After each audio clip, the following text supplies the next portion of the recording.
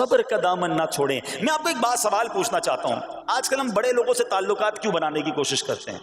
یار جب کوئی مشکل ٹائم آئے گا نا تو یہ بندہ کام آئے گا, یہ پیسے والا دوست ہے, یہ اس کے تعلقات بہت ہیں, اس کی گورنمنٹ میں بات ہے, اس کی وکیلوں میں بات ہے, 4-5 ایسے دوست ہونے چاہیے. یہ ڈاکٹروں کے اندر بڑی اچھی اس کی دوستی ہے, کوئی ڈاکٹر کا بھی کام آئے گا تو یہ بندہ کام آ جائے گا. ہم دنیا والوں سے تعلقات اس لیے بناتے ہیں تاکہ یار مصیبت آئے تو یہ بندہ کام آئے. اور نارملی اکثر ایسا ہوتا ہے کہ جس سے امید رکھی ہوتی ہے مصیبت کے وقت غائب ہو جاتا ہے. لیکن رب خود قرآن میں فرما رہا ہے ان اللہ مع الصابرین, صبر کر لو اللہ کی رحمت تمہارے ساتھ ہو جائے گی. اب میں آپ سے سوال کرتا ہوں, دنیا کے تعلقات ہوں یہ ضروری ہے یا یہ فائدے مند ہے, یا بندہ صبر کر لے تو اللہ کی رحمت ساتھ ہو جائے, سارے غم ویسے ہی دور ہو جائیں گے. صبر اس کو نہیں چھوڑنا ہے. تو حضرت ایوب علیہ السلام کی زندگی میں ایک اور واقعہ یہ ہوا کہ جب آپ بیمار تھے, آپ کو پتہ ہے جب بندہ بیمار ہوتا ہے تو بعض اوقات اس کی طبیعت میں کیفیات بھی ہوتی ہیں, تو آپ نے اپنی زوجہ کو پکارا, تو آپ کی زوجہ کچھ دیر میں حاضر ہوئی, تو آپ نے جلال میں آ کر اس کو 100 درے, اپنی زوجہ کو 100 کوڑے مارنے کی قسم کھا لی. اب جب صحت آ گئی تو قسم تو آپ نے کھائی ہوئی تھی, تو اب کیا کرتے؟ اس بیوی نے تو خدمت بھی بہت کی تھی, اب اسے کوئی خاص کیفیت تھی, آپ نے قسم اٹھا لی تھی. سبحان اللہ, ایوب علیہ السلام کو اللہ کریم نے قرآن میں کیا حکم دیا کہ اے ایوب آپ ایک یعنی 100 جس کو کہتے ہیں تنکے 100 تنکوں والی جھاڑو لیں اور اس جھاڑو کو ایک مرتبہ اپنی بیوی کو مار دیجئے تو آپ کی قسم جو ہے وہ پوری ہو جائے گی, یعنی قسم کا کفارہ نہیں دینا ہوگا. اللہ اکبر. اللہ نے اس نبی علیہ السلام کی فرما بردار بیوی کی جو سزا تھی یا جو معاملہ تھا اس کو کتنا آسان فرما دیا. تو رب کریم نے قرآن مجید فرقان حمید میں اس کو کس طرح بیان فرمایا, وَخُذْ بِيَدِكَ ضِغْثًا فَاضْرِب بِهِ وَلَا تَحْنَثْ, فرمایا کہ اپنے ہاتھ میں ایک جھاڑو لے کر اسے مار دے اور قسم نہ توڑ. اِنَّا وَجَدْنَاهُ صَابِرًا, فرمایا ہم نے اسے صابر پایا. نعم العبد, کیا اچھا بندہ. اِنَّهُ اواب, بے شک وہ بہت رجوع لانے والا ہے. ارے آج دنیا کسی کو کہے یہ صبر والا ہے, حضرت ایوب کی شان دیکھو کہ رب فرما رہا ہے قرآن میں اِنَّا وَجَدْنَاهُ صَابِرًا, اور ہم نے ایوب کو صبر کرنے والا پایا, صابر پایا. اللہ حضرت ایوب کے صبر کے صدقے ہمیں بھی صابرین میں شامل فرما لے. اللہ اکبر, سبحان اللہ. اور رب کریم نے جو اواب فرمایا, علماء کہتے ہیں کہ یہ اواب کے لاجواب خطاب کو جو آپ کے سر مبارک پر ایک تاج کی طرح رکھ دیا گیا, کیونکہ اواب کے معنی کیا ہے؟ انہو اواب, بے شک وہ بہت رجوع لانے والا ہے.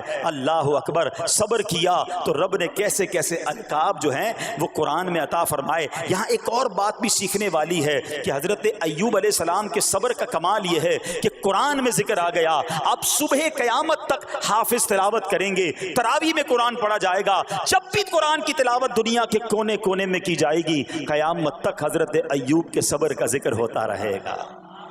جب آپ صبر کرتے ہیں اللہ رسول کو راضی کر لیتے ہیں, اللہ ان ناموں کو بلند فرما دیتا ہے. بہرحال میرے پیارے اسلامی بھائیوں, اب یہاں تھوڑا سا ایک شرعی مسئلہ بھی سمجھ لیں. بعض اوقات کہ آپ لفظ سنتے ہیلا, اچھا کچھ لوگ جب یہ لفظ ہیلا سنتے ہیں تو کنفیوز ہو جاتے ہیں, یار یہ کیا, ایک کام کرنا تھا اس کو ایک اور طریقے سے کر دیا, ہمیں سمجھ نہیں آ رہا. عجیب عجیب سی لوگ باتیں کرتے ہیں. سبحان اللہ. علماء فرماتے ہیں پہلے ہیلے کا مسئلہ سمجھ لیں. فتاوی عالمگیری میں ہے جو ہیلا کسی کا حق مارنے یا اس میں شبہ پیدا کرنے یا باطل ذریعے سے فریب دینے کے لیے کیا جائے وہ مکروہ ہے, اور جو ہیلا اس لیے کیا جائے کہ آدمی حرام سے بچ جائے یا حلال کو حاصل کر لے وہ اچھا ہے. انما الاعمال بالنیات, غلط نیت سے ہیلا کہ کسی کا حق دبا لوں یا معاذ اللہ زکوٰۃ ادا ہی نہ کرنی پڑے, تو اللہ کو کوئی دھوکہ نہیں دے سکتا, اللہ دیکھ رہا ہے کہ اس کی نیت کیا ہے. لیکن ہیلا اس لیے ہے کہ حرام سے بچ جائے, حلال حاصل کر لیا جائے, تو اس کی جو جواز کی صورتیں ہیں علماء نے فرمایا یہ آیت اس میں دلیل ہے. اور آیت کیا تھی؟ وَخُذْ بِيَدِكَ ضِغْثًا فَاضْرِب بِهِ وَلَا تَحْنَثْ, اور فرمایا اپنے ہاتھ سے ایک جھاڑو لے کر اسے مار دو اور قسم نہ توڑو. قسم تو 100 کوڑے مارنے کی تھی, اللہ کریم نے آسانی کا راستہ بتایا. ہاں ایک بات یاد رہے, یہ بڑی امپورٹنٹ بات کرنے جا رہا ہوں کہ مفتیان کرام قابل اعتماد مفتیان کرام سے رہنمائی لے کر ہم جیسے لوگوں کو، عوام الناس کو کوئی ہیلا اپنے طور پہ نہیں کر لینا چاہیے. ہاں، کیونکہ بعض ہیلوں کی شرعی طور پر اجازت نہیں ہوتی، اور بعض اوقات ہیلا کرنے میں ایسی غلطی لوگ کر جاتے ہیں جن کی وجہ سے ہیلا ہوتا ہی نہیں ہے. تو یہاں صرف آپ کو دلیل بتانا تھا، باقی اگر کسی قسم کا کوئی شرعی ہیلا کرنا ہے تو قابل اعتماد مفتیان کرام سے رجوع کیا جائے. سبحان اللہ. اب حضرت ایوب علیہ السلام کے صبر کی بات ہوئی ہے نا، اللہ نے پتہ ہے آپ کو کتنا مقام عطا فرمایا کہ نبی کریم صلی اللہ تعالی علیہ وآلہ وسلم نے ارشاد فرمایا حضرت ایوب لوگوں میں سب سے بڑھ کر عالم، صابر اور غصہ پینے والے تھے. حضرت ابن مسعود رضی اللہ تعالیٰ عنہ سے مروی ہے کہ حضرت ایوب علیہ السلام قیامت کے دن صبر کرنے والوں کے سردار ہوں گے. ہاں، صبر کرنے والوں کے بھی سردار ہوں گے. اچھا، بعض اوقات ہوتا کیا ہے، اچانک کوئی پرابلم آ گئی، کہیں آگ لگ گئی، گاڑی میں نقصان ہو گیا، پیسے چوری ہو گئے، موبائل چوری ہو گیا، کوئی چیز میں نقصان ہو گیا، کاروبار میں نقصان ہو گیا، صحت خراب ہوئی. بندہ کہتا ہے یار یہ میرے ساتھ کیوں ہوا ہے، میں نے ایسا کیا کیا ہے. بعض اوقات زبان سے شکوے، شکایت، حالانکہ قرآن مجید فرقان حمید نے تو پہلے ہی ہمیں بتا دیا ہے. ہمارا پرابلم پتہ ہی کیا ہے، ہم بہت ساری باتیں جانتے ہیں دنیا کی، قرآن و حدیث پڑھتے نہیں ہیں تو مینٹلی پریپیئرڈ نہیں رہتے. آپ کو پہلے ہی پتا ہو کہ یار گرمیاں آنے والی ہیں، تو اچانک گرمیاں آئیں گی تو پریشان نہیں ہوں گے نا. آپ کو پتا تھا جون جولائی میں گرمی ہوتی ہے بھائی، سردیاں نہیں ہوتی. آپ پنکھا بھی تیار رکھتے ہیں، ٹھنڈا پانی کا انتظام بھی رکھتے ہیں، گرمی کے وقت باہر کم نکلتے ہیں. اور سردیاں آتی ہیں آپ کو پہلے ہی پتا ہوتا ہے، رضائی تیار کر لیتے ہیں، سویٹر نکال لیتے ہیں. ایسا نہیں ہوتا کہ صبح اٹھتے تو 40 ڈگری ہوتا ہے، دوسرے دن اٹھتے تو 5 ڈگری ہوتا ہے. بندہ کہ یار آج ٹھنڈ کیوں ہو گئی، کل گرمی کیوں ہو گئی. مینٹلی پریپیئرڈ جب بندہ ہوتا ہے تو وہ تیار ہوتا ہے. اگر جو قرآن پڑھنے والا ہے، حدیث پڑھنے والا ہے، اس کو تو پہلے ہی مینٹلی پریپیئرڈ ہونا ہے. کیوں؟ قرآن کا وعدہ ہے نا، قرآن کا اعلان سنو. اللہ کریم قرآن مجید میں کیا ارشاد فرماتا ہے، بسم اللہ الرحمن الرحیم وَلَنَبْلُوَنَّكُمْ بِشَيْءٍ مِّنَ الْخَوْفِ وَالْجُوعِ وَنَقْصٍ مِّنَ الْأَمْوَالِ وَالْأَنفُسِ وَالثَّمَرَاتِ وَبَشِّرِ الصَّابِرِينَ. اور ضرور ہم تمہیں آزمائیں گے. کیا فرمایا؟ ضرور آزمائیں گے، تیار رہو.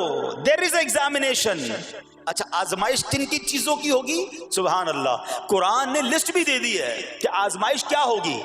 فرمایا کچھ ڈر سے، اچانک خوف آ جاتا ہے نا، کوئی دشمن آ جاتا ہے، کوئی دھمکی دے رہا ہوتا ہے، اچانک حالات خراب ہو جاتے ہیں، دل میں خوف بیٹھ جاتا ہے. پھر فرمایا بھوک سے، مال کم ہو گیا، تنگی آ گئی تو بھوک سے. پھر فرمایا کچھ مالوں اور جانوں اور پھلوں کی کمی سے. کبھی کاروبار میں نقصان ہوگا، کبھی کسی کے باغات ہے تو باغ فصل اجڑ سکتی ہے، آپ کو کوئی نقصان ہو سکتا ہے، کسی جگہ آگ لگ سکتی ہے، اور جانوں کی کمی سے بیماری بھی آ سکتی ہے. مگر آگے کیا فرمایا؟ وَبَشِّرِ الصَّابِرِينَ. خوشخبری سنا ان صبر والوں کو. اور جب سبحان اللہ یہ ایگزام آتا ہے نا، جو اس ایگزام سے نکل جاتا ہے تو رب نے فرمایا خوشخبری ہے. اللہ اکبر. ہم نے زندگی میں دیکھا ہے جس نے مصیبت پر صبر کیا، اللہ کی رضا پر راضی رہا، اللہ نے مشکل سے بھی نکالا اور پہلے سے اسے زیادہ عطا فرما دیا. ہمارا پرابلم ہی ہم ٹیسٹ میں فیل ہو جاتے ہیں. جیسے امتحان شروع ہوا، واویلا شروع، شور شروع، شکوے شروع. سب کو بتانا، حالانکہ کر کوئی نہیں سکتا لیکن سب کو بتائیں گے. نہ کرو ایسا. میں جانوں، میرا رب جانے، مجھے کیوں کسی کو بتانا. ہاں، وہ کریم ہے، وہ دیکھ رہا ہے کہ میرا بندہ صبر کر رہا ہے. سبحان اللہ. حضرت سیدنا امام ابو جعفر محمد بن جریر تبری تفسیر تبری میں اس آیت مبارک کے تحت فرماتے ہیں، یعنی ہم تمہیں دشمن کے خوف، قحط سالی، شدید بھوک و فقر و فاقہ، فصلوں کی کمی، مقاصد کے حصول میں مشکلات، کفار سے جنگ کے دوران افرادی قوت میں کمی اور اہل و عیال کی موت وغیرہ کے ذریعے آزمائیں گے. اور یہ سب چیزیں بطور امتحان ہوں گی تاکہ تمہارے سچے جھوٹوں سے اور اہل بصیرت منافقوں سے جدا ہو جائیں. یعنی اس ٹیسٹ میں پتہ چل جائے گا کون اللہ والا ہے، کون صبر والا ہے، کون اللہ کی رضا پر راضی رہنے والا ہے. سنو سنو، جب یہ تکلیف آتی ہے نا تو اس کا پھر اجر کتنا ملتا ہے. شہنشاہ نبوت، مخزن جود و سخاوت صلی اللہ تعالی علیہ وسلم نے ارشاد فرمایا، جو دنیا میں ہی اپنی ہر خواہش کی تکمیل کر لے تو یہ چیز آخرت میں اس کے اور اس کی خواہش کے درمیان آڑ اور پردہ بن جائے گی، اور جو مالداروں کی زینت کی طرف اپنی نگاہیں دراز کرے تو وہ آسمان والوں کے سامنے بے عزت ہو جاتا ہے، اور جو شدید بھوک پر صبر کرے اللہ عز و جل اس کو جنت الفردوس میں جہاں چاہے گا ٹھکانہ عطا فرمائے گا۔ ہاں، ہر چیز پوری ہو جائے، جو چاہیے وہ مل جائے، یہ نہیں ہونا چاہیے۔ کچھ نہ کچھ آزمائشیں آئیں گی، اور اگر سب ادھر مل گیا تو ادھر پھر کیا ملے گا؟ ہم اللہ سے یہ دعا کرتے ہیں کہ ادھر بھی عطا فرمائے، ادھر بھی محروم نہ کرے۔ ہاں، ہمیں ڈرتے بھی رہنا چاہیے کہ یار میں جو مانگتا ہوں ادھر مل جاتا ہے، کہیں وہاں محروم نہ رہ جاؤں۔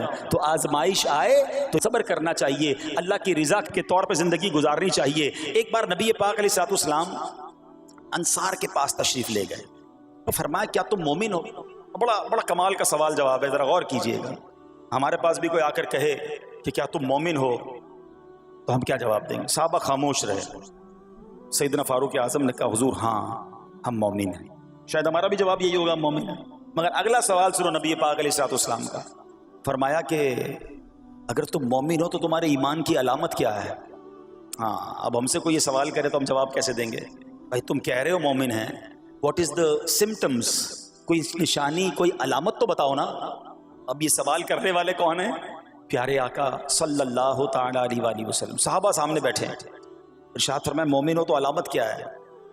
تو کیا شاندار جواب دیا کہ صحابہ کرام نے کہ ہم جب فراخی کی حالت ہوتی ہے نا، آسانی ہوتی ہے تو ہم شکر ادا کرتے ہیں، جب آزمائش آتا ہے، کوئی پرابلم آتی ہے، ہم صبر کرتے ہیں اور اللہ کے فیصلے پر راضی رہتے ہیں۔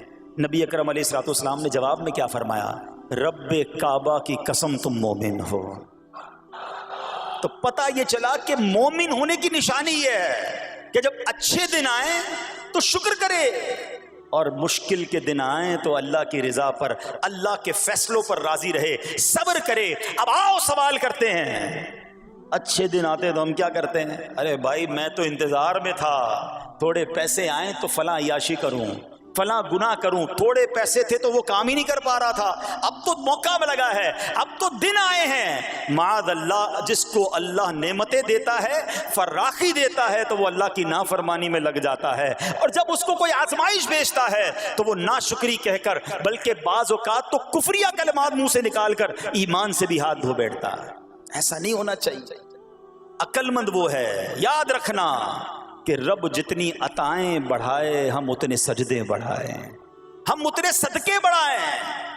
دیکھو نا دنیا میں کیا ہوتا ہے، آپ کو کوئی تحفہ دے، آپ کیا کہتے ہیں؟ شکریہ، جزاک اللہ۔ دوبارہ تحفہ دے، آپ کہتے ہیں بہت مہربانی۔ تیسری بار دے، بندہ کہ یار یہ تو مجھ پر کتنا مہربان ہے۔ اتنی مہربانیاں، ناراض نہیں ہونا چاہیے۔ جو تمہیں دنیا میں 2-4 تحفے دے دے، تم اسے ناراض نہیں کرنا چاہتے۔ جب سے میں پیدا ہوا، جب سے وہ نواز رہا ہے، وہ ناراض نہ ہو جائے اس کا کوئی خیال نہیں، وہ دیے جا رہا ہے۔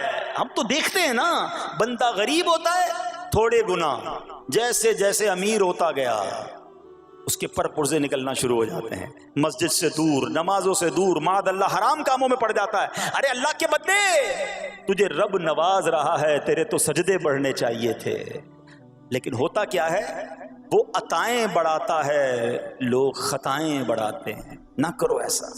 جب فراخی ہو، جب اللہ کی طرف سے آسانی ہو تو شکر ہو، اور جب آزمائش آئے تو صبر ہو۔ یہی مومن کی نشانی ہے، اور اللہ سے دعا کرتے ہیں کہ اللہ کریم ہمیں اپنے شکر گزار اور صبر کرنے والے بندوں میں شامل فرما لے۔ اور یقین کریں، صبر کا جو پھل ہے نا، وہ کہتے ہیں نا صبر کا پھل میٹھا، اوہو بالکل ٹھیک کہا، بلکہ بہت میٹھا ہے۔ سنو، اللہ عز و جل فرماتا ہے کہ جب میں کسی بندے کو بیماری میں مبتلا کروں، ہو سکتا ہے یہاں بھی میرا کوئی بھائی بیمار بیٹھا ہو، مدنی چینل کے ناظرین میں سے کوئی بیمار بیٹھا ہو، دیکھو بیماری آئے نا، شکوہ مت کرنا، صبر کرنا۔ فضیلت سنو، حدیث قدسی ہے، اللہ فرماتا ہے جب میں اپنے کسی بندے کو بیماری میں مبتلا کروں اور وہ اس پر صبر کرے، کسی سے شکایت نہ کرے، تو میں اس کے گوشت کو اچھے گوشت سے اور اس کے خون کو اچھے خون سے بدل دیتا ہوں۔ پھر اگر اسے شفا دیتا ہوں تو ایسی شفا دیتا ہوں کہ اس کے نامہ اعمال میں کوئی گناہ نہیں رہتا، اور اگر میں اسے دنیا سے اٹھا لوں تو اسے اپنی رحمت کاملہ کے سائے میں لے جاتا ہوں۔ ارے کمال ہو گیا، بیماری آئی، بیماری جب جاتی ہے تو گناہوں سے بھی پاک کر کے جاتی ہے۔ صرف ایک ہی تو کنڈیشن ہے، صبر کرنا.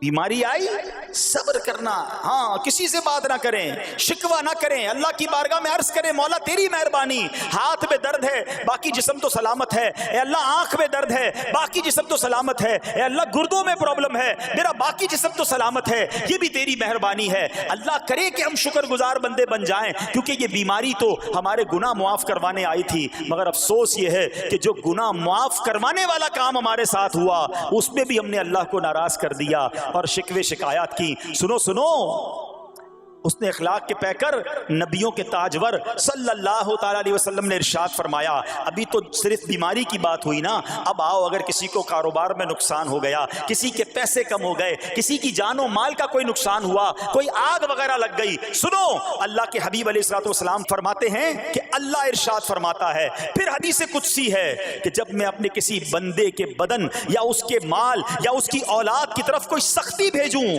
پھر وہ صبر جمیل کے ساتھ اس کا استقبال کرے تو قیامت کے دن مجھے اس سے حیا آئے گی کہ میں اس کے لیے میزان قائم کروں یا اس کا نامہ اعمال کھولوں. ہائے ہائے ہائے، سمجھتے ہو اس کا مطلب؟ اللہ فرما رہا ہے مجھے حیا آئے گی کہ اپنے بندے سے اب کیا حساب لوں. جب آزمائش بھیجی تھی تو اس نے صبر کیا تھا، اس نے شکوہ نہیں کیا تھا. خدا کی قسم میں آپ سے پوچھتا ہوں میرا کوئی نقصان ہو جائے اور قیامت کے دن میرا نامہ اعمال نہ کھولا جائے، مجھے اللہ کی بارگاہ میں حساب نہ دینا پڑے، مجھے بتاؤ یہ دنیا کے حساب نقصان کی کیا حیثیت ہے اگر ادھر بخشا جائے. سنو تو صحیح، رب فرما رہا ہے کہ مجھے حیا آتی ہے کہ اس کے لیے میزان قائم کروں یا اس کا نامہ اعمال کھولوں. ارے یہ ساری دنیا کی دولت، یہ ساری دنیا کی آسائشیں ایک طرف، اگر قیامت کے دن حساب کتاب میں آسانی مل جائے، اللہ بلا حساب جنت میں داخل کر دے، اس سے بڑھ کر کوئی نعمت نہیں. مگر آج افسوس یہ ہوتا ہے کہ اگر کسی پر امتحان آتا ہے وہ اس امتحان میں فیل ہو جاتا ہے. اس حدیث میں ایک لفظ استعمال ہوا صبر جمیل کے ساتھ. اب یہ بھی بڑا مسئلہ ہے کہ لوگوں کو یہی نہیں پتا کہ صبر جمیل ہے کیا. لوگ کہتے تو بہت ہیں اللہ پاک آپ کو صبر جمیل عطا فرمائے، اب اس سے پوچھو بھائی صبر جمیل کی تعریف کیا ہے تو پھر تعریف نہیں پتا ہوتی. یہ کسی جمیل بھائی کا صبر نہیں ہے کہ جس کو صبر جمیل کہا جاتا ہے. صبر جمیل کی تعریف سمجھو. علماء کہتے ہیں کسی مصیبت زدہ اور غیر مصیبت زدہ کو برابر میں دیکھو مگر دونوں میں کوئی فرق نظر نہ آئے. یعنی چہرہ بھی نہ بتائے کہ وہ کسی مشکل میں ہے، اس کی عادتیں بھی نہ بتائیں کہ وہ کسی پرابلم میں ہے، یعنی اس کو دیکھ کر پتہ ہی نہ چلے کہ وہ بڑی مشکل میں ہے. فرمایا یہ ہے صبر جمیل. مگر آج ہمارا حال یہ ہے، ہمارا چہرہ بتا دیتا ہے بھائی خیر تو ہے، بڑی ٹینشن میں ہو، ہاں یار کیا کروں بس موبائل ٹوٹ گیا، ارے بھائی بڑی چہرے پہ بڑی ہوائیاں اڑ رہی ہیں، بس کیا کروں جناب آج 5,000 روپے کھو گئے. 5,000 روپے کھو جائیں، چھوٹا سا نقصان ہو جائے، ہمارا چہرہ بتا دیتا ہے کہ ہمارے ساتھ کوئی معاملہ ہوا ہے. صبر جمیل یہ ہے کہ دیکھ کر کوئی پہچان ہی نہ سکے کہ یہ بندہ کتنی مشکل میں ہے، چاہے اندر کتنی تکلیف میں ہو، دنیا والوں کو نہ بتائے کیونکہ وہ رب کا بندہ ہے، وہ اللہ کی بارگاہ میں فریاد کرے. یہ صبر جمیل ہے اور اللہ اسے ہم سب کو نصیب فرمائے. ہاں یہ بڑی کمال کی بات ہے. ہم کیا کرتے ہیں سارے جہان کو بتاتے ہیں، اچھا پھر آخر میں لوگ کہتے بھی ہیں جب پورے محلے کو بتا دیا نا پھر اس کے بعد کہتے ہیں بس کیا کریں بھائی صبر ہی کر رہے ہیں. اب آپ صبر نہیں کر رہے حضرت، ہاں آپ کا صبر چلا گیا، آپ نے ساری دنیا کو تو بتا دیا. صبر یہ ہے کہ صبر پہلے صدمے پر ہوتا ہے. جیسے ہی آپ کو کوئی صدمہ لگا نا اب آپ جانے رب جانے، نہ بتائیں کسی کو، ٹھیک ہے وہ الگ بات ہے آپ کسی کو دعا کے لیے کہہ دیں، لیکن بڑا نقصان ہو گیا، بڑی مشکل ہو گئی، بڑی پریشانی ہو گئی، اس سے حل تو کوئی نہیں ہونا. اچھا ہمارا ماجرا ایک اور بھی بڑا عجیب ہے، مشکل ہو جائے تو سب کو بتاتے ہیں، آسانی ہو جائے تو پھر کسی کو نہیں بتاتے. 5,000 کا نقصان سارے محلے کو پتا ہے، 50,000 کا فائدہ ہوا پھر کسی کو بتایا آپ نے؟ نہیں یار بتاؤں گا تو نظر لگ جائے گی. گھر والوں کو تو بالکل بھی نہیں بتاؤں گا، خرچہ بڑھا دیں گے. گھر والوں کو ساری ٹینشن کی خبریں جا کے دے رہے ہوتے ہیں، مارکیٹ میں بڑا نقصان ہو گیا، آج بڑا مندہ ہے، ارے بھائی کاروبار بالکل نہیں ہے، تاکہ گھر والوں کا خرچہ روک سکے. اور جیسے ہی کاروبار اچھا ہو گیا گھر جاتے پھر بھی وہی والا منہ بنا لیتے ہیں تاکہ ان کو پتہ نہ چلے میں بڑے پیسے کمانے لگا ہوں. یہ نہ کیا کریں. ہاں ٹینشن آپ کسی کو بتا کر اپنا صرف ثواب ضائع کرتے ہیں، باقی کچھ نہیں ہوتا. کرنا رب نے ہے، اور یہ اگر آزمائش میرے درجے بلند کرنے آئی ہے، اگر یہ آزمائش مجھے اللہ کے قریب کرنے آئی ہے تو پھر تو اس کا استقبال ہونا چاہیے نا. ہاں ہمارے بزرگان دین تو آزمائشوں کا استقبال کیا کرتے تھے. اور سنو یہاں ہو سکتا ہے کہ میرا کوئی نابینا بھائی بیٹھا ہو، بعض اوقات ایسا بھی ہوتا ہے کہ اچانک کسی کی بینائی چلی جاتی ہے، آنکھیں ٹھیک ہوتی ہیں اور اچانک ایکسیڈنٹ ہوا یا کوئی واقعہ ہوا ہے، بہت بڑی آزمائش۔ اللہ اس آزمائش سے ہمیں محفوظ رکھے، مگر دیکھو میرے رب کی شان دیکھو، جب بھی کوئی تکلیف آتی ہے نا، بندہ صبر کرے، اس تکلیف کا اجر تیار ہے، اس کا کمال سے اس کی رحمت تیار ہے، رحمت کی برسات تیار ہے۔ سنو، اللہ فرماتا ہے کہ اے جبرائیل، جب میں اپنی کسی بندے کی بینائی لے لوں تو اس کا اجر یہ ہے کہ میں اسے اپنے دیدار سے مشرف فرماؤں گا۔ ہاں، آنکھیں گئی ہیں مگر اللہ فرماتا ہے میں اپنا دیدار کرواؤں گا، بس صرف صبر کرنا ہے۔ اسی طرح میرے پیارے اسلامی بھائیوں، بعض لوگوں کے یہاں بچے کا انتقال ہو جاتا ہے، چھوٹے چھوٹے بچوں کا انتقال ہو جاتا ہے، یا بعض اوقات پیدائشی بچہ مرا ہوا ہوتا ہے پیدا، اس کا انتقال ہو جاتا ہے، یا بعض اوقات ولادت سے پہلے ہی بچہ ضائع ہو جاتا ہے، بہت شور، بڑا واویلا، بڑا رونا پیٹنا گھروں میں ہوتا ہے۔ مت کیا کرو ایسا، یقین کریں یہ بہت بڑا انعام تمہیں ملنے جا رہا ہے۔ ایسا نہ ہو یہ رونا پیٹنا، یہ بے صبری، یہ اللہ کی بارگاہ میں شکوے شکایات، اتنے بڑے تم اجر سے محروم رہ جاؤ۔ سنو، اللہ کے آخری نبی صلی اللہ تعالی علیہ وسلم نے فرمایا، جس مسلمان جوڑے کے 3 بچے انتقال کر جائیں، اللہ عز و جل ان بچوں پر فضل و رحمت کرتے ہوئے ان دونوں یعنی ماں باپ کو جنت میں داخل فرمائے گا۔ صحابہ کرام نے عرض کی کسی کے 2 بچے، فرمایا 2 بچے بھی، پھر عرض کی اور 1، فرمایا 1 بھی، پھر فرمایا اس ذات کی قسم جس کے قبضہ قدرت میں میری جان ہے، جس عورت کا کچا بچہ فوت ہو جائے یعنی حمل ضائع ہو جائے اور وہ اس پر صبر کرے تو وہ بچہ اپنی ماں کو اپنی ناف کے ذریعے کھینچتا ہوا جنت میں لے جائے گا۔ یہ تو جنت کا ٹکٹ تھا، مگر شکوے شکایات، الامان والافیز، گھر میں موت، میت کو نقصان ہو جائے، ہماری عورتیں، ہمارے گھر کے افراد وہ واویلا کرتے ہیں۔ معاذ اللہ، بعض اوقات تو کفریہ کلمات زبان پر ہوتے ہیں، معاذ اللہ ثم معاذ اللہ، کہتے کہ اللہ کو ہمارا ہی گھر ملا تھا، اتنے چھوٹے بچے کا کیا قصور تھا؟ استغفر اللہ۔ یہ تمہارے جملے، ایک تو گھر میں مصیبت پہلے ہی آئی ہوئی ہے اور تم اللہ پر اعتراض کر کے معاذ اللہ، اللہ کو ظالم کہہ کے اپنا ایمان بھی ضائع کر بیٹھے، یہ تو اس سے بڑی مصیبت ہو گئی نا۔ تو نہ کریں ایسا، سیکھو۔ آج میں نے آپ کے سامنے حضرت ایوب علیہ السلام کی سیرت اور قرآنی واقعہ بیان کیا کہ سب کچھ چلا گیا مگر وہ اللہ کی رضا پر راضی تھے، رب نے انہیں صبر کرنے والا بندہ بھی فرمایا اور ساری نعمتیں پہلے سے زیادہ عطا فرما دی۔ ہاں بالکل نوازا جائے گا، صبر کا دامن اگر نہ چھوڑیں۔ سنو ہمارے اسلاف کیسے صبر کرتے تھے۔ حضرت سیدنا فتح موصلی رحمت اللہ تعالی علیہ کی زوجہ محترمہ رضی اللہ تعالی عنہا کا پاؤں پھسل گیا اور ان کا ناخن ٹوٹ گیا، وہ مسکرانے لگی۔ اللہ اکبر، کبھی کبھی ہمارا بھی ناخن ٹوٹا ہوگا، بہت تکلیف ہوتی ہے، ناخن ٹوٹے تو جان نکل جاتی ہے، مگر آپ مسکرانے لگی۔ کسی نے پوچھا کہ آپ کو ناخن ٹوٹنے کا درد نہیں ہوا، آپ مسکرا رہی ہیں؟ تو فرماتی ہیں کہ اس درد پر جو ثواب ملے گا نا، مجھے درد پر صبر کروں گی اور جو مجھے اس پر ثواب ملے گا تو اس ثواب کے تصور نے میرے درد کی تلخی کو دور کر دیا۔ ہائے ہائے ہائے، یہ ہے اللہ والے۔ ہاں، صبر کرنا کوئی ان سے سیکھے۔ میرے پیارے اسلامی بھائیوں، احادیث میں، روایتوں میں یہ مضمون ملتا ہے کہ اللہ کریم کی بارگاہ میں بندے کا کوئی درجہ رکھا ہوتا ہے، یعنی اللہ کی رضا یہ کہ بندہ اس سٹیج تک پہنچ جائے، اس درجے تک پہنچے، مگر وہ نماز کے ذریعے، روزوں کے ذریعے، عبادتوں کے ذریعے اس درجے تک نہیں پہنچتا، پھر اللہ اس پر آزمائش بھیجتا ہے کہ میرا بندہ صبر کر لے تاکہ صبر کر کے اس درجے کو حاصل کر لے۔ ہائے ہائے، یعنی مجھ پر کوئی آزمائش آئی تھی میرے درجے بڑھانے، مگر ہائے میری بے صبری کہ میں نے وہ درجہ پانے کا موقع ضائع کر دیا، میں نے وہ ثواب پانے کا موقع ضائع کر دیا۔ خدا را یاد رکھنا، اگر کسی آزمائش سے گزر رہے ہو تب بھی، اور اگر آئندہ کوئی آزمائش آئے، صبر کا دامن نہ چھوڑنا، یہ تصور کر لینا کہ یہ میرے گناہ معاف کرنے کا ذریعہ بن رہا ہے، یہ میرے درجے بڑھانے کا ذریعہ بن رہا ہے۔ اور سنو، جب مصیبت آئے تو پڑھنا کیا ہے؟ رسول اللہ صلی اللہ تعالی علیہ وآلہ وسلم نے فرمایا، جو مصیبت کے وقت انا للہ و انا الیہ راجعون کہتا ہے تو اللہ عز و جل اس کی پریشانی دور فرما دیتا ہے اور اس کے کام کا انجام اچھا فرماتا ہے اور اسے ایسا بدل عطا فرماتا ہے جس پر وہ راضی ہو جاتا ہے. تو یہ پڑھ لیں لیکن شکوہ نہ کریں, دنیا والوں کو بتانے کی حاجت نہیں. اچھا وہ جو میں بات کر رہا تھا کہ تکلیف سب کو بتانی ہے اور راحت کے بارے میں کسی کو کوئی شکر کرتا ہوا نظر نہیں آتا. ایک بار ایک شخص کے سر پر جو ہے نا وہ تکلیف ہوئی نا, سر میں درد ہو گیا, اس نے پٹی باندھی اور گھومنے لگا.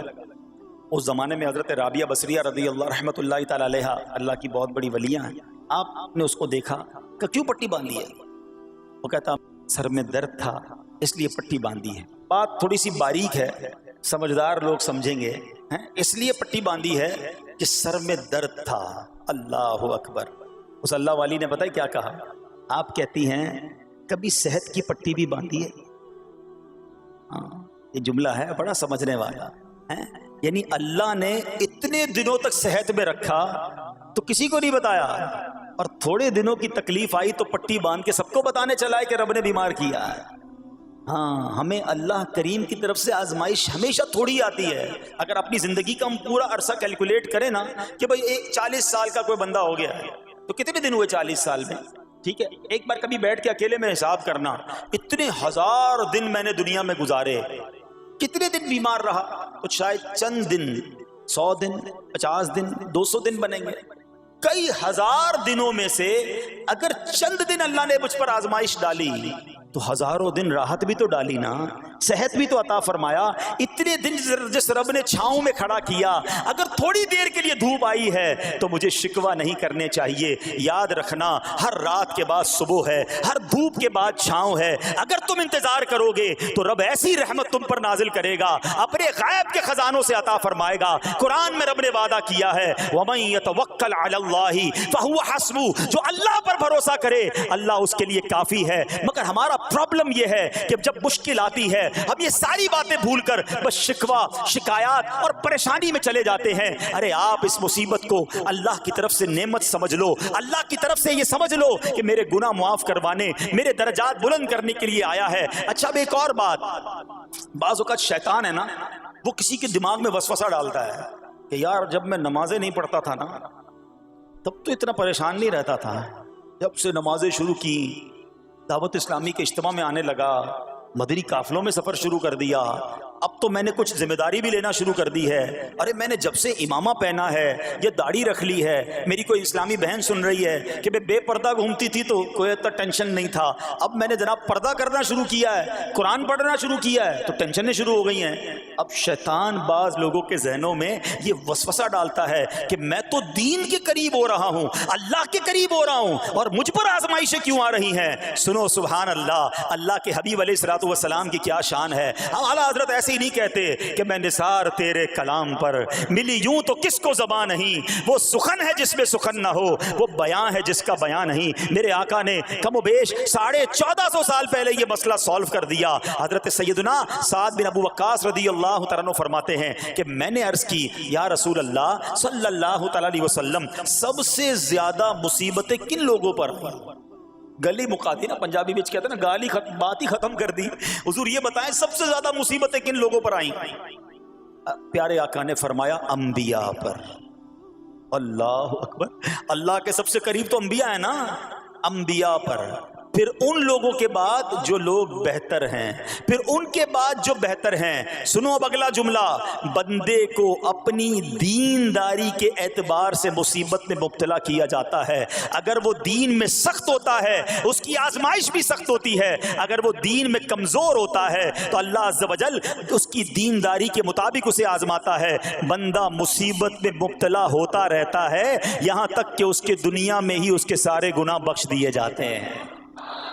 گویا اللہ کی یہ رحمت ہے کہ بندہ بڑا نیک ہو رہا ہے, رب چاہتا ہے کہ اس بندے پر آزمائش بھیجوں, میرا نیک بندہ صبر کرے, اس کے گناہ معاف ہو جائیں اور میرے پاس آئے تو اس کو جنت میں داخل کر دوں. اللہ اکبر. اے پیارے اسلامی بھائیو یاد رکھنا, اب جو میں نے ایک سوال قائم کیا تھا نا کہ یار میں تو دین کے قریب, میں تو اللہ کے قریب ہونے کی کوشش کر رہا ہوں اور ایک کے بعد ایک آزمائش آ رہی ہے, یہ کیا ہے؟ اب ایک اور حدیث سن لو. سبحان اللہ, حضرت سیدنا انس رضی اللہ تعالیٰ عنہ سے روایت ہے, سرکار والا تبار، ہم بے قصوں کے مددگار، شفیع روز شمار، دو عالم کے مالک و مختار صلی اللہ تعالی علیہ وآلہ وسلم نے فرمایا جب اللہ عز و جل کسی بندے سے محبت فرماتا ہے، سننا ذرا غور سے، اللہ عز و جل جب اپنے کسی بندے سے محبت فرماتا ہے یا اسے اپنا دوست بنانے کا ارادہ فرماتا ہے تو اس پر آزمائشوں کی بارش فرما دیتا ہے۔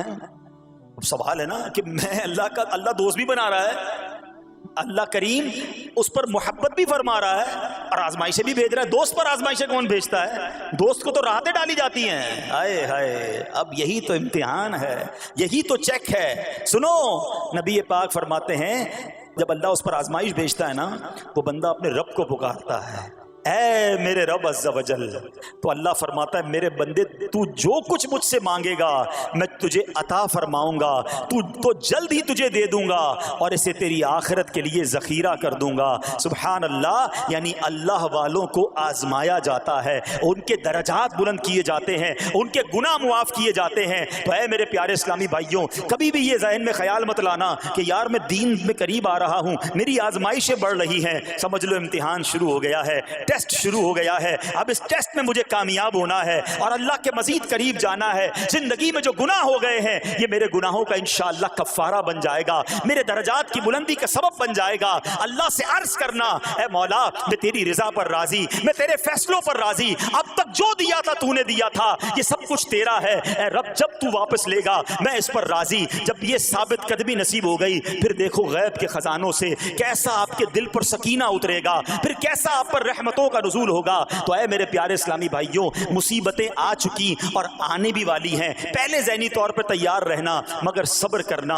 یہ چند دنوں کی، چند گھنٹوں کی، چند لمحوں کی مصیبت ہے مگر یہ تمہارے درجات کو بلند کر دے گی۔ رب کریم صبر کرنے والوں کو پسند فرماتا ہے، اور جو میں نے بات کہی تھی کہ صبر بھی کریں اور جب اللہ کریم کی طرف سے راحتیں آ جائیں تو شکر بھی کریں۔ کیا شاندار رب کا قرآن میں فرمان ہے، اللہ فرماتا ہے وَإِذْ تَأَذَّنَ رَبُّكُمْ لَئِن شَكَرْتُمْ لَأَزِيدَنَّكُمْ وَلَئِن كَفَرْتُمْ إِنَّ عَذَابِي لَشَدِيدٌ۔ اللہ قرآن میں فرماتا ہے اور یاد کرو جب تمہارے رب نے اعلان فرما دیا کہ اگر تم میرا شکر ادا کرو گے میں تمہیں اور زیادہ عطا کروں گا۔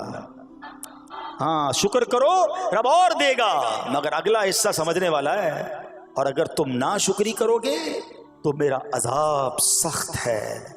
اللہ نے اپنے عذاب سے بھی ڈرایا ہے اور شکر کرنے کا درس بھی دیا ہے۔ تو بہرحال میرے پیارے اسلامی بھائیوں، اللہ کریم سے میں دعا کرتا ہوں کہ اپنے نیک بندوں کے صدقے، کربلا والوں کے صبر کے صدقے، نبی پاک علیہ الصلوۃ والسلام کے طائف کے میدان میں پتھر کھا کر دعا دینے والے صبر کے صدقے، رب کریم ہمیں بھی صبر کی نعمت نصیب فرمائے، صرف زبانی نہیں قلبی طور پر ہمیں صبر کرنے والوں میں شامل فرما لے۔ اگر ہم پر کوئی آزمائش ہے تو رب کریم یہ آزمائش ہمارے گناہوں کا کفارہ بنا دے، ہمارے درجات کی بلندی کا سبب بنا دے۔ دعوت اسلامی کے مدنی ماحول سے اگر ہم وابستہ رہیں گے نا تو ہمیں انشاءاللہ صبر کرنے کا پریکٹیکل جو ہے وہ موقع بھی ملتا رہے گا، کیونکہ صبر کیسے کرنا ہے اس کی کوئی پریکٹس بھی تو ہونی چاہیے نا۔ تو مدنی قافلے جب اس میں جاتے ہیں نا تو آرام اپنے گھر جیسا نہیں ملتا، کھانا اپنے گھر جیسا نہیں ملتا، بعض اوقات سفر میں تکلیف ہوتی ہے، تو یہ پریکٹیکلی آپ کو صبر کرنے کا موقع ملتا ہے۔ تو اگر آپ واقعی صابرین میں شامل ہونا چاہتے ہیں تو مدنی قافلوں میں سفر اپنا معمول بنائیں۔ اللہ کریم ہم سب کو مدنی قافلوں میں سفر کی توفیق عطا فرمائے۔